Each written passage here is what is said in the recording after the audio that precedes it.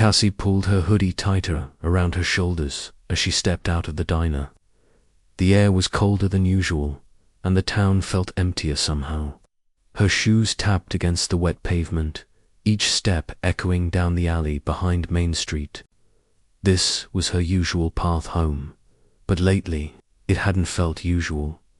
Something had been following her. She told herself it was nothing, maybe a stray, maybe her imagination. But this was the third night now, and tonight she felt it again. Eyes. On her back, she glanced over her shoulder. There, under the flickering streetlight, stood a dog, big, still watching. Cassie froze. The shadows moved around them, but the dog didn't. It just stared, like it knew her. Her voice shook. "What do you want?" The dog didn't bark, didn't move, just tilted its head slightly, ears perked, tail low. Its eyes looked old, sad. She slowly stepped back. "Go home," she whispered, even though she wasn't sure who she was talking to. She turned away and quickened her pace. Her heart pounded so loud she could barely hear her own footsteps. When she reached the edge of her street, she looked. Back. Empty. Nothing there. Inside her small apartment, above the bakery, Cassie locked the door and leaned against it. Her chest heaved. Maybe it was just a coincidence. Maybe someone's trained dog got loose, but something deep inside her stirred. Something she hadn't felt in years. She barely slept the next day at the diner. Her co-worker Maria noticed the bags under her eyes. "You okay, Cass?" Cassie wiped down the counter and forced a smile. "Just tired. Long shift. You look like you saw a ghost." Cassie chuckled weakly. "Maybe I did." That evening, she hesitated at the back door. The alley waited in. Silence. She considered taking the longer way home. More lights, more people, but her feet still turned toward the familiar path. Halfway down, she stopped. The dog was there again. This time, closer, same stance. Same stare, same silence. Cassie's breath caught. She squinted. It wasn't just any dog. Its fur was dark with graying patches near the chest. One ear bent slightly, and on its collar, barely catching the light, was a metal tag. She stepped forward. Slowly, no way.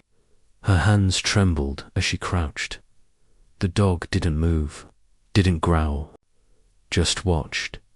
She got close enough to read the tag. K92-117. Her knees nearly gave out.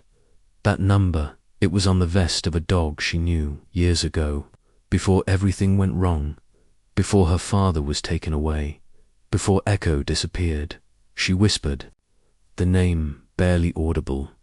Echo. The dog's ears perked, and for the first time it stepped forward. Her chest tightened. "It can't be you.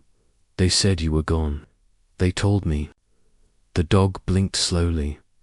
Cassie reached out, her fingers trembling inches from his muzzle. He didn't back away. She gently touched his fur. It was real, warm, alive. She stared into his eyes, searching for something, anything familiar, something to prove she wasn't losing her mind. Echo leaned forward, nuzzling her hand. Tears welled up in her eyes. "Echo, it's really you." She sat on the cold pavement, legs folded under her, her hand never leaving his fur. "Where have you been? Why now?" The dog lowered his head onto her lap, like he'd been waiting years for this moment. Cassie sniffed, wiping her cheek. "You were Dad's partner. You were there that night." Her voice cracked. "Did you see what happened?" The dog didn't answer, of course, but he lifted his head again, looking past her, ears alert. Cassie followed his gaze. The alley stretched into darkness. He stood up, and took a step forward. She frowned. What is it? He looked back at her, then forward again. He wanted her to follow. Cassie hesitated. You're not just back to say hi, are you? Echo wagged his tail once, slow, purposeful. Cassie stood. All right, but if this is a trap, I swear. She followed him down the alley, her heart pounding in her chest. They passed rusted trash bins and shattered glass, but Echo moved. With purpose, sniffing the ground, pausing, then continuing. He stopped near an old brick wall, scratched with graffiti. His paws scraped at the base of it, claws dragging against the stone. Cassie knelt beside him. What is it? She noticed faint claw marks, not fresh, deep, like someone had tried to dig here before. She pressed her hand to the wall. It was cold. I don't understand. Echo sat beside her, tail curled around his feet, his gaze locked on the spot. Cassie looked at him. Is this where it started? The dog didn't move. She whispered, Did you hide? He blinked once. She reached out, pulling him into a hug. I missed you. The alley was quiet. Just a girl and a dog reunited in silence. Shadows, and something neither of them could name yet. But whatever this was, it wasn't over. Not yet asterisk. Cassie didn't say a word. The next morning she flipped pancakes at the diner like usual, smiled when customers walked in, and laughed at Maria's bad jokes. But inside, she was rattled. The way that dog looked at her, the way it sat so still, like it had been waiting. She told herself it couldn't be real. It was just a random police dog, she muttered while cleaning a table. Just some lost canine, nothing more. But something didn't sit right. That night, she took the long way home, the well-lit streets, with cars and porch lights, safer, normal, and yet, when she turned onto her own street, there he was, standing beside the broken fence across from her building. Closer now, Cassie froze. Her bag slipped off her shoulder. The dog didn't move. She stepped forward slowly. Her heart pounded louder with each step. Are you following me? She asked. The dog's ears twitched, but it stayed silent. Cassie walked right up to him, just a few feet apart now. Her hands trembled as she crouched. Let me see your collar. The dog let her. She reached out, fingers brushing the dirty leather strap. Her eyes landed on a small, rusted tag. It read, Unit K 9117. Cassie's breath caught. Her fingers tightened around the tag. No way, that number. She remembered it. She was 10 years old, curled under a kitchen table. Smoke thick in the air, her dad yelling something outside the house. And then a dog, huge, dark eyes, sharp, burst through the flames. That dog saved her. That dog was K9 to 117, Echo. She whispered again. The dog blinked slowly. Her chest tightened. You can't be him. They said you were gone. Echo stepped forward, pressing his head gently against her arm. It wasn't forceful, just enough to say, I'm here. Cassie sat down on the curb, overwhelmed. Where have you been? She asked. Why now? Why come back after all this time? He looked at her, tail thumping once. She touched his ear. You were with my dad. You were partners. You were there the night they took him. That night came crashing back.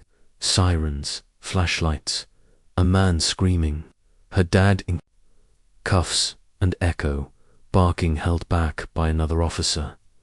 Cassie wiped her face. They told me he betrayed the force, that he got someone killed. She looked at Echo, but I never believed them, not once. Echo sat beside her, silent like A shadow. His eyes never left hers. Did you see what happened? She asked, of course. He couldn't answer, but something about the way he watched her made her feel like he remembered everything. Cassie took a deep breath. You disappeared that night. Everyone thought you died in the blast. But you didn't, did you? Echo blinked. You've been hiding. The thought chilled her. Why would a police dog, trained, loyal, brave, hide, unless he saw something dangerous? She stood up slowly. Echo rose too. Cassie glanced at the tag again. Old, almost unreadable. But still holding on, just like him. She looked around the empty street. Come on, let's get you out of the cold. Echo didn't hesitate. He followed her through the gate, up the stairs, and into her small apartment. Inside, she grabbed an old towel and a bowl of leftover stew. Echo ate slowly, politely, like he'd been trained never to beg. Cassie sat across from him on the floor, legs crossed. I never forgot you. She picked up a photo frame from the shelf. It showed her as a little girl, standing beside her dad and Echo, all three of them smiling. She turned it toward him. This was us. Echo wagged his tail once. I've tried to move on, she whispered, but nothing's felt right since that night. Her voice cracked. They buried the truth. I know it. She looked at him. And you. You might be the only one who still remembers what really happened. Echo stared at the picture for a long time. Then he stood, walked to the door, and looked back at her. You want to go? She asked. He barked once, low and short. Cassie grabbed her hoodie. All right, but you better not be leading me into something crazy. She followed him down the stairs, into the night. This time, she didn't feel scared. This time, she felt like the shadows were finally whispering the truth, and she wasn't walking alone anymore. If you feel connected to this story, please like, share, and let know your city or country below. Cassie stepped out into the night, hoodie pulled tight, Echo walking silently beside her. He stayed close but alert, eyes scanning every corner. It wasn't just a walk. He had a purpose. She could feel it. They turned the corner past the alley where she first saw him again. Her voice broke the silence. I used to whisper your name when I couldn't sleep, she said softly, even after they said you were gone. Echo didn't react, just kept walking, head low. She followed him past the broken fence and into the old part of town. Her breath clouded in the cold air. Echo, she said again. This time he stopped. His ears perked. Tail lifted slightly. He turned to face her like he'd heard a sound he hadn't heard in years. She crouched and looked him in the eye. Is that still your name? Echo tilted his head, then stepped forward, slowly. Her fingers trembled as she reached out. He paused, as if unsure, then gently pressed his forehead into her palm.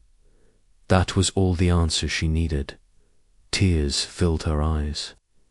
You remember me, don't you? Echo's tail gave one slow wag. Cassie knelt on the pavement, one hand still on his head. I was just a kid, 10 years old. You were always with him. Her voice grew distant. You protected both of us. Always. Until that night, the memory came rushing back. Her house, red and blue lights flashing through the windows. Sirens, wailing, doors kicked open.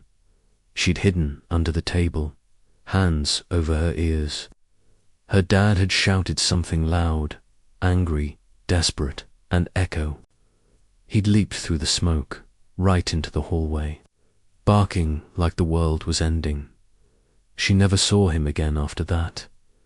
Cassie shook her head. I thought you died, that maybe you were caught in the fire. Echo sat beside her, quiet. She took a deep breath. But you didn't. You disappeared. Like someone made sure of it. He watched her, still, silent, but listening. Why now?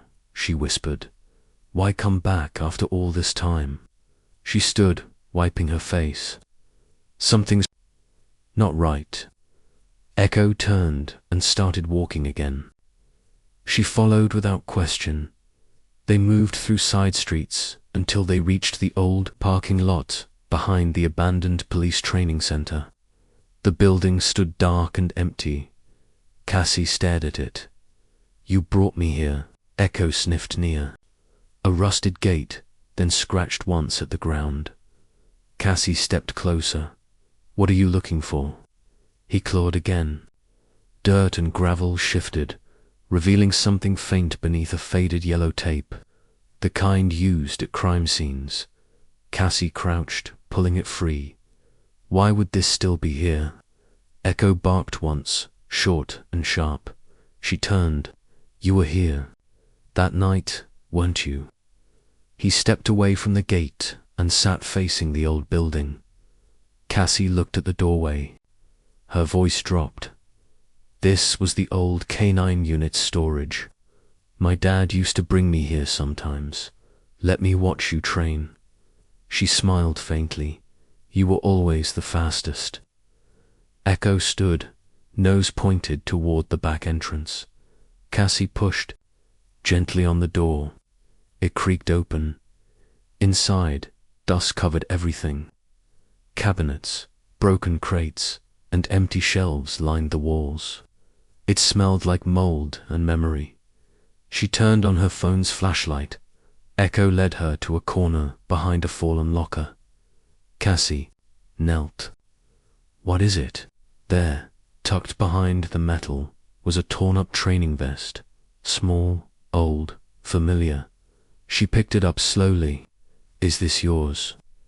Echo stepped forward and sniffed it, tail still. The vest had scratches, burn marks, and something else. A number faded, but still there. Cassie traced it with her thumb. 117. She looked inside the vest's lining and paused. There was something stitched into the seam, a small piece of fabric folded over. She peeled it open carefully. A photograph, worn, creased, but she knew the faces instantly. Her dad, Echo, and another man in uniform. She squinted. Wait, that's Officer Grayson. Her stomach dropped. He was the one who died during the raid. The one they said her dad betrayed. Cassie stared at the picture. Why would this be hidden? Echo whimpered softly. She looked at him. Were you there when he died? Echo didn't move. Cassie's voice trembled. Did you see what really happened? Her hands tightened around the photo. They blamed my dad. Said he let Grayson walk into a trap. But he wouldn't have. He loved the Force. He would have died for it. She held the vest close. And you would have died for him. Echo lowered his head against her knee. She whispered, You've been carrying this for years. A tear slipped down her cheek. Echo, if you remember what happened that night, maybe we can fix this. Echo looked up, something steady in his eyes. Cassie stood. We start tomorrow. I'm gonna find out why this was buried. She looked down at him. And you stay close, okay? No more disappearing. Echo barked softly. She smiled. I missed that sound. As they walked out of the building, the wind picked up. But for the first time in years, Cassie didn't feel cold. She felt like the truth. Whatever it was finally waking up. And Echo was the one leading her to it. Cassie kept the photo and vests in her backpack. She barely slept that night, her mind racing. The look in Echo's eyes haunted her. Not fear, not guilt. Something else. Like he was holding a story no one had heard. By morning, she had a plan. The old police station stood 2 blocks from the diner. It had been closed for years after the budget cuts and that incident. Windows were boarded up, the paint peeling from its walls. Most people avoided it. Cassie didn't. She stood at the front door, heart pounding. Echo stood beside her, ears high, as if he knew the place too well. "We're not breaking in," she whispered, then looked at him. "Okay, maybe just a little." She found a broken window near the side entrance. It was just wide enough to crawl through. Echo followed without a sound. Inside, the air smelled like dust and old paper. Her shoes echoed on the cracked tile. As they moved through the halls, she passed empty desks, broken chairs, and faded nameplates. Then she found it, the records room. The cabinets were half empty, files scattered, many shredded. But one drawer was still locked. She yanked it open with a loud creak and dug through. Minutes passed. Echo stayed near the door, alert. Then, at the very back, she found a yellowed folder marked RAID 1 for B, Internal Review. Her hands shook as she flipped through. There it was. A newspaper clipping taped inside. "Hero officer dies in failed raid. Partner under suspicion." She stared at the headline. Below, it was a photo of her dad, Officer Ben Mercer, being led away in cuffs. Behind him stood Echo, held back by a leash, teeth bared. Cassie felt her throat tighten. She read further. ... Investigators say Officer Mercer ignored intel and allowed Officer Grayson to enter the warehouse alone, resulting in fatal gunfire. Mercer claims he was following orders. ... She stopped. That's not what happened. Her dad had begged the chief to listen. She remembered it. She'd heard him yelling through the walls that night, saying Grayson wasn't supposed to go in yet, that it was a trap, and Echo had gone after him into fire, into bullets, but something stopped him from returning. Cassie looked at Echo. They lied about everything. Echo stepped forward, sniffed the paper, then let out a low growl. "Did you see it all?" she whispered. "Is that why you vanished?" She stuffed the folder into her bag. "Come on, we're not done." They slipped out the back door, unnoticed. Later that night, Cassie sat on the floor of her apartment, sorting through the photos and the file. Echo lay beside her, eyes open but calm. She whispered, "What were they hiding?" Echo lifted his head, ears twitching. Then he stood. Cassie looked up. "What is it?" Echo walked to the door and stared. "You want to go somewhere?" he barked once. She grabbed her hoodie, heart racing. "All right, show me." They walked in silence, down narrow streets until they reached the edge of the industrial zone. Old warehouses, dumpsters, and shadows. Echo stopped behind one of the dumpsters. He sniffed, then clawed at the brick wall behind it.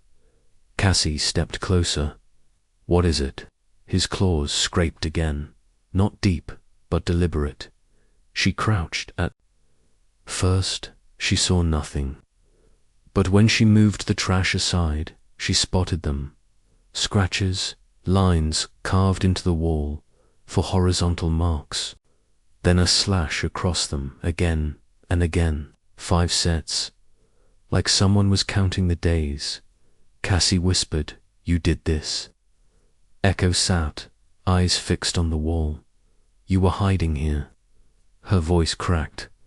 "All these years, you stayed close." He didn't move. She ran her fingers along the marks. "Why?" Echo stood and sniffed the ground again, then looked toward the back fence. She followed his gaze.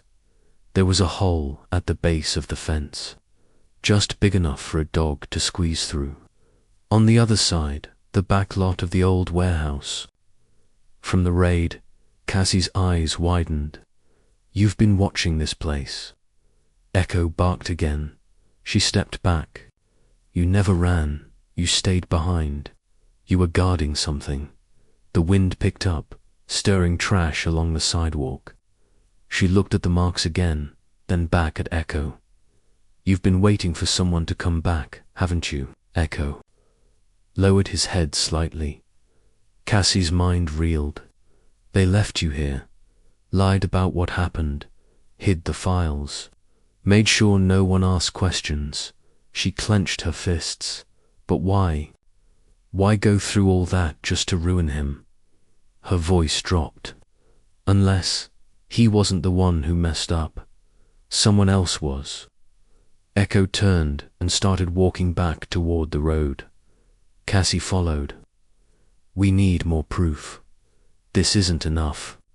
She glanced down at him. But I swear, Echo, we're going to clear his name. He looked up at her, not wagging, not barking, just watching. And for the first time in years, she didn't feel alone. Whatever happened that night, Echo had seen it all, and now, step by step, they were following the truth, hidden behind walls. Asterisk. Cassie barely spoke on the walk back. Echo trotted beside her, quiet but alert. Her head was spinning. The scratch marks, the fence, the warehouse. None of this made sense. And yet something in her gut said they were close to the truth. The next day, Echo waited near the alley like he always did. She followed him without question. This time, he led her behind the old police training facility. The place was half collapsed and overgrown. Echo stopped near a rusted storage unit in the back lot. Cassie stared at the chain looped around the door. It's locked. Echo circled the side and sniffed near a loose metal panel. He scratched once, then looked back at her. She knelt and pulled at the sheet of rusted metal. It groaned, then gave way, revealing a narrow gap just big enough to slide through. She crawled in first. If I get tetanus, it's your fault, she muttered, inside. The air was thick with dust and something else, leather, mildew, and something old. She turned on her phone flashlight. Piles of boxes, shredded paper, and broken crates filled the space. Echo sniffed the ground, then moved toward the far corner. Cassie followed. There, buried beneath a pile of old tarps, was something heavy. She pulled it out slowly. Her fingers froze. It was a vest, AK-9 vest, worn, torn, stained. Echo. Is this yours? He sniffed it, then sat beside it. Cassie turned it over. The patch still read Karnovim Innocent. The strap was ripped, and one side looked like it had been slashed with a knife. Her chest tightened. Why would someone keep this here? She examined the inside seam, fingers brushing over every inch. Then, she felt something odd. A small bulge in the lining dot. She carefully ripped the seam. Inside was a folded piece of paper. No, a photograph. She unfolded it slowly. 3 people, her dad, Echo, and a second officer. Cassie frowned. Wait. The man in the photo stood with his arm around her dad, smiling. He wore the same badge number as Officer Grayson, the one who died the night everything fell apart. Cassie blinked. But that's not Grayson. She turned the photo over. There was handwriting on the back. Unit partners, Mercer, Echo, and Ruiz. She whispered, Ruiz. She pulled out the case file again. There was no mention of a Ruiz, only Mercer and Grayson. Her voice cracked. They changed the records. Echo sat still, ears forward. Cassie stood. Why erase Ruiz? Why replace him with Grayson in the report? Her hands trembled. Unless Grayson wasn't supposed to be there at all. She stared at the vest again. "Echo," she said, kneeling. This wasn't just hidden, it was buried. Someone didn't want it found. Echo stepped toward the photo, sniffed it, then looked up at her. They blamed Dad for Ruiz's death, but Ruiz was the real partner. Grayson was never mentioned, until after the raid. She looked down, which means Grayson was lying, or someone used him to cover it all up. Her voice dropped. Dad wasn't the one who failed, he was set up. Echo's tail twitched once. Cassie took a shaky breath, and you knew you were there. Echo walked to the corner and began digging in the dirt. Cassie moved closer. "What are you doing?" He scratched until his paw hit something hard, a piece of metal. She pulled it out. It was a nameplate. Ruiz. Cassie's hands shook. They buried his name too. She sat back. Echo. This wasn't just a mistake. Someone rewrote the truth. Echo leaned against her leg. Gently, she whispered, "And you've been carrying the real story all this time." Her eyes welled with tears. But who would go that far? Why erase Ruiz? Why ruin Dad's name? Echo let out a low whine. Cassie touched his collar. "We need more. This proves they lied, but it's not enough." She folded the photo carefully and tucked it into her jacket. "We'll find the rest," she said. "Whatever it takes." Echo barked once, soft but sure and just. Like that, she knew. The message wasn't just in the dirt. It was in everything they tried to hide. Asterisk, asterisk. Cassie gripped the folded photo in her jacket pocket as she stepped off the bus near City Hall. Echo had stayed behind the building, hidden, behind the trees like they'd planned. She couldn't risk drawing attention now, not with what they'd found. She pulled her hood up and walked through the side door of the city archives. It smelled like paper and old wood. No security, just a sleepy clerk behind a glass desk. Cassie signed in quickly, gave a fake last name, and headed for the back rows. She remembered the room from school trips.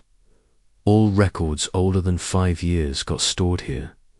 Government orders, police files, everything. She scanned through the cabinet drawers until she found the section marked Mercer, Benjamin, her dad, there. Should have been at least a dozen folders, but there was only one. She pulled it out with shaking hands. The cover was stamped, "Case pending review, do not copy." Inside. Most of the pages were missing. Cassie flipped through. Dates were scratched out. Witness names were blacked over. Reports were marked incomplete. There was a photo, but not of the warehouse. Just a blurry shot of her father in handcuffs. No context, no evidence, an echo. Cassie whispered, "Where's Echo's report?" She flipped faster. No mention of K9 to 117. No GPS tracking logs. No behavior reports. No medical records. Nothing. "They erased him," she murmured. She stared at the last page. At the bottom, in red ink, someone had written, "To be deleted." Cassie backed away from the table, heart racing. This wasn't a mistake. This was intentional. They weren't just covering a bad raid. They were erasing her dad and Echo like they never existed. She folded the file shut, shoved it into her bag, and slipped back into the hallway as she exited the side door. Her eyes scanned the street. That's when she saw it. A black car creeping past the building. Tinted windows. No license plate in the front. It slowed when it passed her, then kept going. She froze. That's not normal. She took a step back, then turned and ran. Not toward the bus stop, But the alley where Echo waited, he was already standing. Tense ears high, Cassie dropped to her knees. We need to go, now. Echo didn't need to be told twice.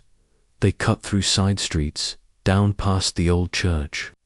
Then, behind a shuttered cafe, when they reached the back of her building, Cassie finally stopped, chest heaving. She sat on the cold ground and pulled the file back out. Echo sat beside her, his eyes never leaving the alley. I thought we were chasing the truth, she said. But now I think we're being hunted by it. Echo shifted closer, pressing his body gently against her side. They knew someone would dig. That's why they hid the vest, buried Ruiz's name, deleted your records. She looked at him. They didn't expect you to come back. She opened the folder again. There was a stamp near the bottom of one form, a set of initials, JH. She pulled out her phone and typed the initials alongside the department name. A result popped up. James Holloway, Internal Affairs. Retired, she whispered. We've got a name. Echo's ears perked. If anyone knows what really happened, it's him. She closed the file and held it tight. We're not stopping. Echo licked her hand, just once. Cassie smiled faintly. Thanks for not giving up. As the wind picked up and sirens echoed somewhere far off, Cassie sat with Echo in the dark and felt, for the first time in years, like she wasn't the only one who remembered what was taken from them, and now they were going to take it back. Cassie gripped the folded photo in her jacket pocket as she stepped off the bus near City Hall. Echo had stayed behind the building, hidden behind the trees like they'd planned. She couldn't risk drawing attention now, not with what they'd found. She pulled her hood up and walked through the side door of the city archives. It smelled like paper and old wood. No security, just a sleepy clerk behind a glass desk. Cassie signed in quickly, gave a fake last name, and headed for the back. Rose. She remembered the room from school trips. All records older than 5 years got stored here. Government orders, police files, everything. She scanned through the cabinet drawers until she found the section marked Mercer. Benjamin, her dad, there. Should have been at least a dozen folders, but there was only one. She pulled it out with shaking hands. The cover was stamped, "Case pending review, do not copy." Inside. Most of the pages were missing. Cassie flipped through, dates were scratched out. Witness names were blacked over. Reports were marked incomplete. There was a photo, but not of the warehouse. Just a blurry shot of her father in handcuffs. No context. No evidence. An Echo. Cassie whispered, "Where's Echo's report?" She flipped faster. No mention of K9 to 117. No GPS tracking logs. No behavior reports. No medical records. Nothing. They erased him, she murmured. She stared at the last page. At the bottom, in red ink, someone had written, "To be deleted." Cassie backed away from the table, heart racing. This wasn't a mistake. This was intentional. They weren't just covering a bad raid. They were erasing her dad and Echo like they never existed. She folded the file shut, shoved it into her bag, and slipped back into the hallway. As she exited the side door, her eyes scanned the street. That's when she saw it. A black car creeping past the building. Tinted windows. No license plate in the front. It slowed when it passed her, then kept going. She froze. That's not normal. She took a step back, then turned and ran, not toward the bus stop, but the alley where Echo waited. He was already standing. Tense ears high. Cassie dropped to her knees. We need to go, now. Echo didn't need to be told twice. They cut through side streets, down past the old church. Then behind a shuttered cafe. When they reached the back of her building, Cassie finally stopped, chest heaving. She sat on the cold ground and pulled the file back out. Echo sat beside her, his eyes never leaving the alley. "I thought we were chasing the truth," she said, "but now I think we're being hunted by it." Echo shifted closer, pressing his body gently against her side. They knew someone would dig. That's why they hid the vest. Buried Ruiz's name. Deleted your records. She looked at him. "They didn't expect you to come back." She opened the folder again. There was a stamp near the bottom of one form. A set of initials. JH. She pulled out her phone and typed the initials alongside the department name. A result popped up. James Holloway, Internal Affairs, retired, she whispered. "We've got a name." Echo's ears perked. If anyone knows what really happened, it's him. She closed the file and held it tight. "We're not stopping." Echo licked her hand, just once. Cassie smiled faintly. "Thanks for not giving up." As the wind picked up and sirens echoed somewhere far off, Cassie sat with Echo in the dark and felt, for the first time in years, like she wasn't the only one who remembered what was taken from them. And now they were going to take it back. Cassie kept the folder tucked under her bed, wrapped in an old sweatshirt. She barely ate that morning, barely spoke. Echo lay by the door, eyes half shut, but she could tell he was alert. Just like her, at the diner, Maria waved a spatula at her. "Cass, you good?" "I'm fine," she mumbled. But she wasn't. Her head was spinning. J.H. James Holloway, a name from the file. A man who might have helped erase her dad. A man who might still be out there. She dropped off a plate at table, for when a voice stopped her cold. "You're Mercer's girl, aren't you?" She turned slowly. A man she'd never seen before sat at the inn booth. Dark coat, hands folded. Calm eyes. Cassie blinked. "Excuse me." He leaned closer. "Some things are better left buried." She forced a nervous smile. "Sorry, do I know you?" "No," he said. "And you don't want to?" Her stomach tightened. "What do you want?" He didn't blink. "Let the dead stay dead." Cassie stared at him. "Is that a threat?" The man stood. "It's advice." Then he walked out. Just like that.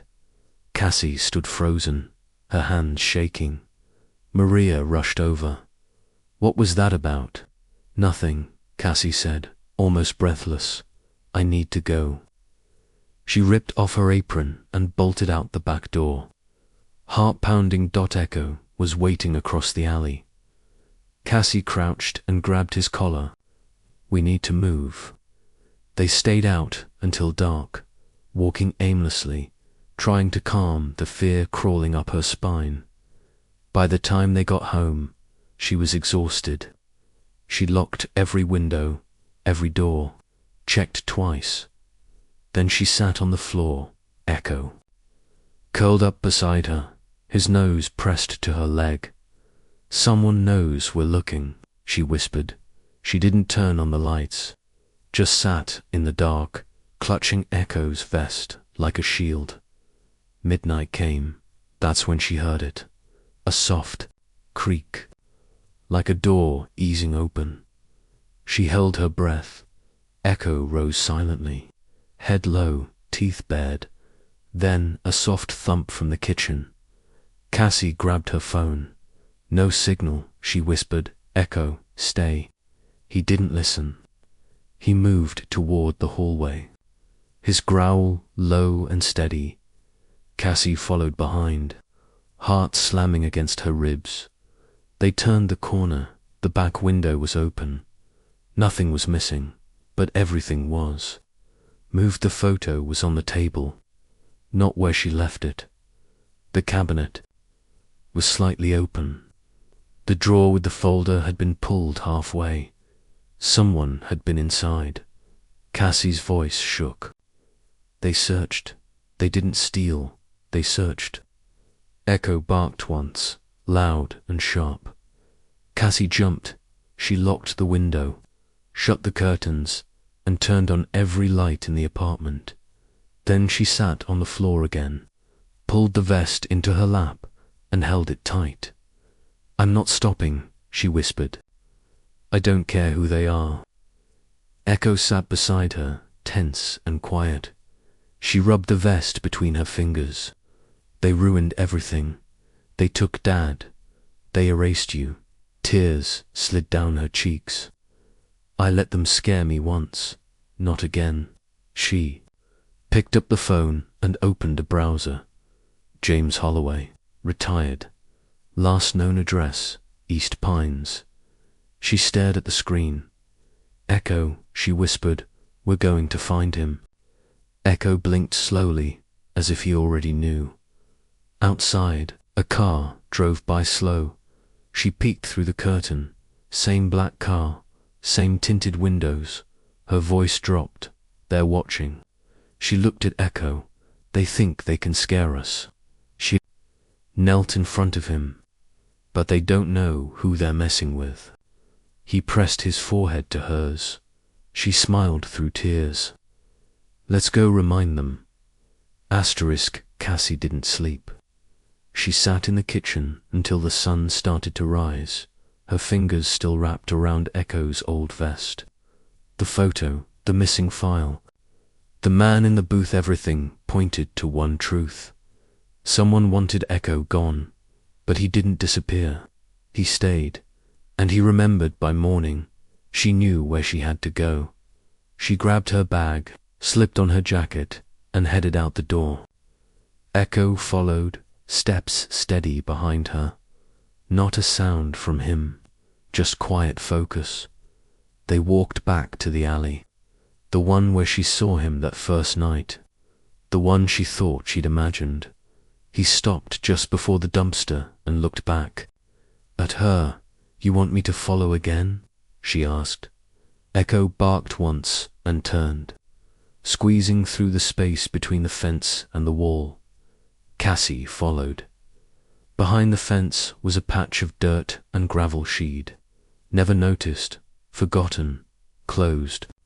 In by broken bricks and old wood, Echo walked to the center and sat. Cassie looked around. "What is this?" She stepped closer. Her boot hit something under the dirt. She knelt, brushing the ground aside with her hands. There it was, a small, flat stone. No name, no flowers, nothing, just silence. "Echo, what is this place?" He didn't move. She dug a little deeper, her nails scraping dirt, and then her fingers hit metal. She pulled out a rusted dog tag, worn, scratched, but still readable. K92-117, decommissioned. Her heart nearly stopped. "They said you were dead," she whispered. She looked at him, eyes wide.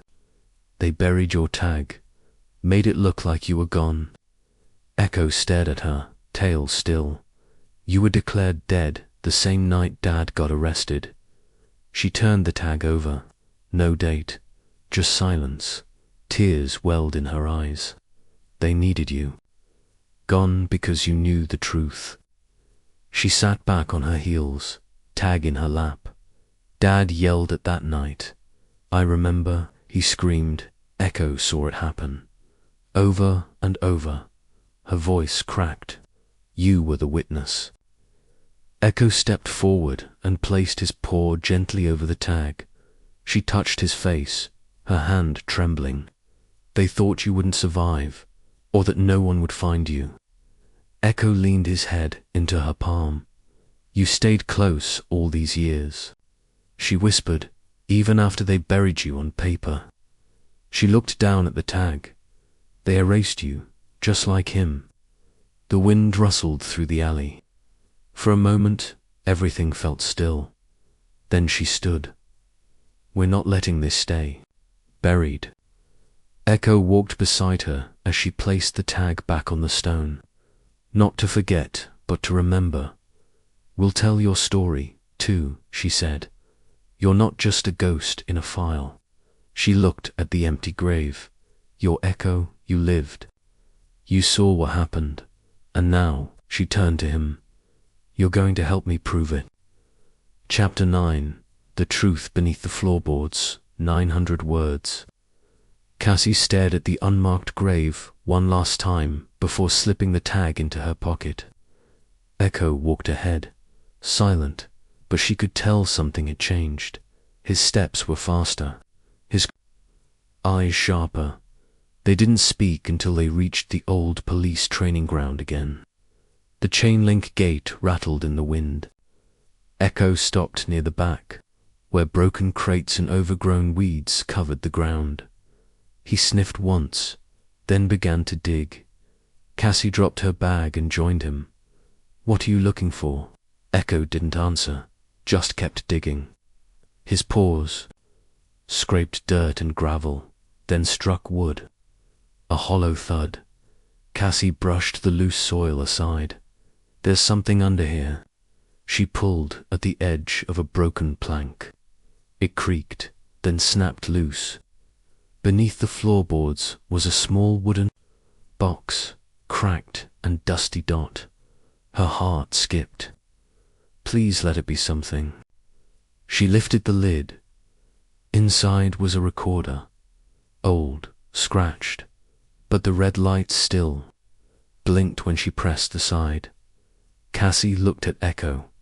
Is this what you remembered? Echo sat, ears perked. She took a breath, pressed play, a soft click. Then, her father's voice, tense and shaking.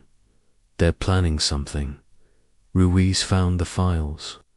He said Holloway's name was on the transfers. Another voice cut in. Ruiz, I told him not to go alone. But Grayson insisted. Said it had to be tonight. A pause. Then her dad again.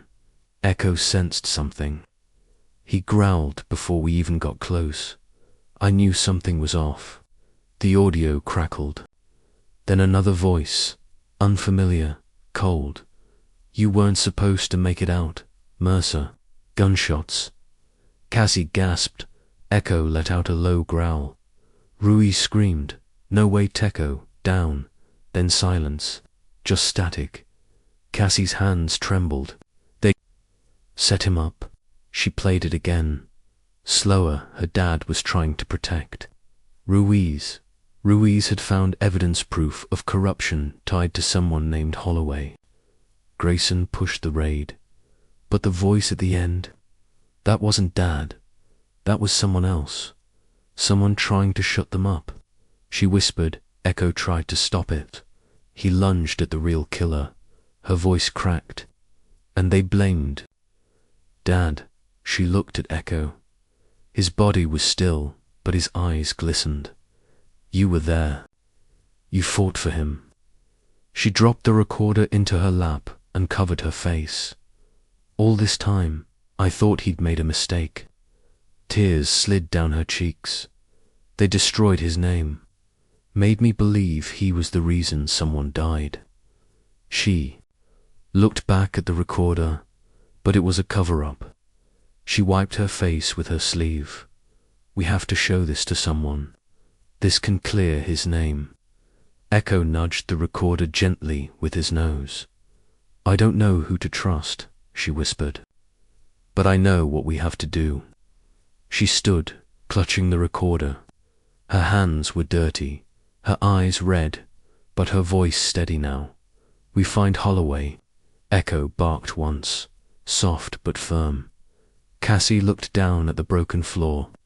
You remembered. All of it, didn't you? Echo pressed against her side, his weight comforting. You never forgot, she said. And you never stopped trying. She hugged him tightly. You saved him once. Now you're saving him again. Cassie looked down at the recorder in her hands, dusty, cracked, but still holding the truth. And now, it was finally time to use it. Asterisk. Cassie held the recorder like it was made of glass. Echo walked beside her, quiet, as they reached the edge of a small neighborhood just outside town. She stopped in front of a faded mailbox with the name R. Daniels painted in peeling black letters. "Are you sure he'll talk to me?" she asked. Echo barked once. She took a breath and knocked. The door creaked open. A gray-haired man with a heavy stare stepped out.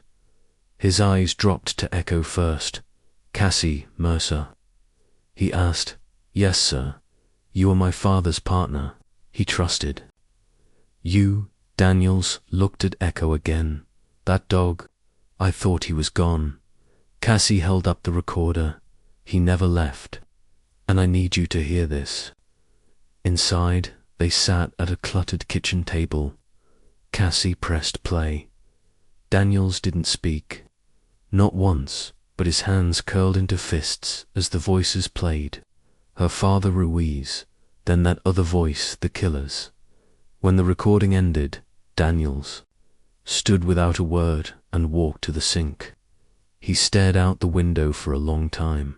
Then he said, "That's Holloway." Cassie's heart skipped. The voice, he nodded. "I'd know it anywhere." Cassie leaned forward. "Can we use this to reopen the case?" Daniels turned slowly. "If this gets out, Holloway's not the only one going down. But yeah, we can." They spent the next 2 hours filling out paperwork, scanning the file, and making copies. Daniels looked at Echo and said, "He remembered what we forgot." The next day, the petition went through, and 2 days later, it hit the news. Breaking, cold case reopened after 10 years. Canine witness survives. Echo's photo was everywhere. The dog, once thought dead, had returned with the truth. Protesters gathered outside the courthouse. Some held signs with Cassie's father's name. Others carried photos of Echo in his old vest. Cassie stood at the center of it all, holding the recorder in one hand and Echo's leash in the other. A reporter pushed a mic toward her. "Cassie, why now? Why speak out?" She looked at Echo, then at the crowd. "Because he never gave up," she said. "He remembered what we forgot." The crowd fell silent. Inside the courtroom, Daniels took the stand first. He identified Holloway's voice, confirmed the names, backed every second of the tape. Then came the tape itself. People leaned forward, jaws tight, as they heard her father's voice, desperate, honest, terrified. Then the killer's words, "You weren't supposed to make it out, Mercer." The courtroom froze. The judge ordered the case officially reopened. Holloway was called to testify, but he never showed. Instead, his lawyer submitted a statement. A weak denial. No one believed it. Cassie sat in the front row, Echo at her feet. The judge looked at her and said, "Your father's record will be reviewed, and if this evidence holds, his name will be cleared." Cassie felt her breath catch. She reached down and ran her fingers through Echo's fur. "You did it," she whispered. "You never stopped." And Echo, quiet and still, just rested his head on her shoe. The trial wasn't over, but justice had finally begun. Asterisk, asterisk. Cassie sat in the front row, her fingers curled tight around Echo's leash. Her heart thudded in her chest as the judge leaned forward, eyes scanning the last page of the ruling. The courtroom was full reporters, retired officers, a few faces she recognized from the diner, all holding their breath. The judge cleared his throat. After reviewing the audio recording, corroborating statements, and the original case files, This court finds that Officer Benjamin Mercer acted in good faith and is posthumously cleared of all wrongdoing in the events of the warehouse raid. Cassie gasped. Her knees buckled, but she didn't fall. Echo pressed into her leg. Steady, as always. The judge continued. Further, this court acknowledges that the K9 unit involved identified as K92-117.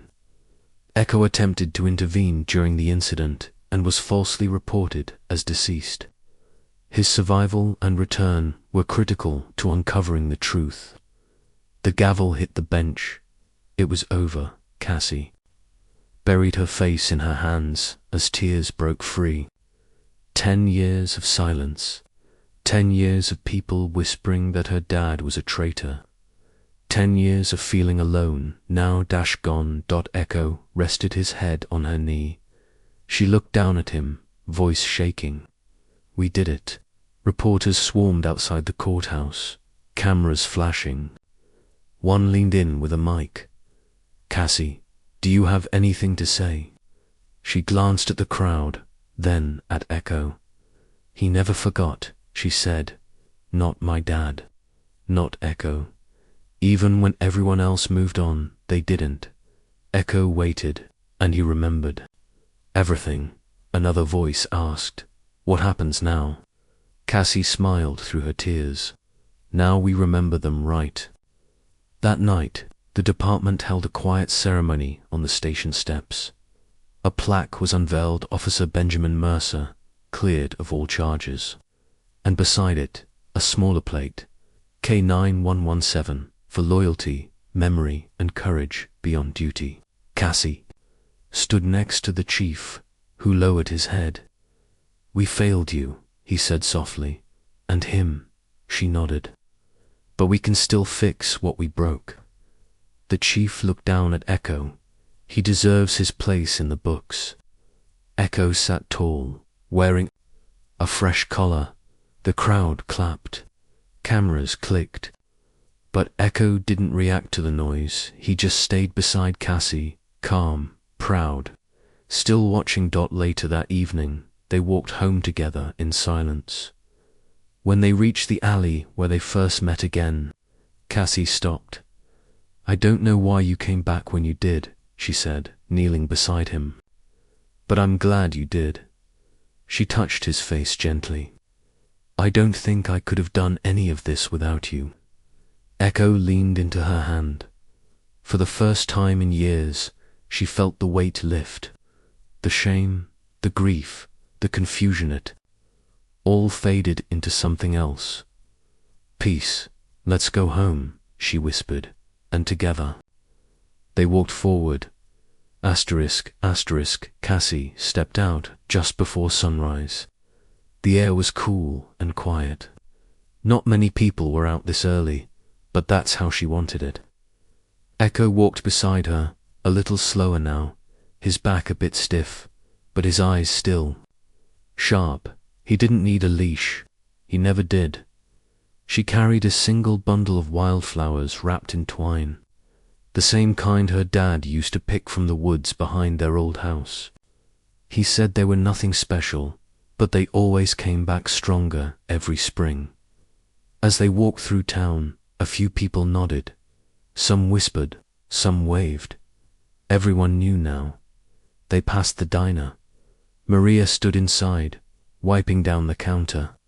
She looked up, then pressed her hand to the glass. Cassie gave a small wave. She was the only one who never looked at me different. Cassie murmured. Echo gave a soft huff, as if he agreed. They reached the edge of the cemetery just as the first light hit the trees. The gates squeaked as they pushed through. Echo slowed as they walked down the gravel path, his steps deliberate. He knew where they were going. Cassie stopped at the stone that read Officer Benjamin Mercer, no longer stained by rumor, now clean, clear, and true. She knelt down, brushing off the few leaves that had gathered overnight. Then she laid the flowers across the base.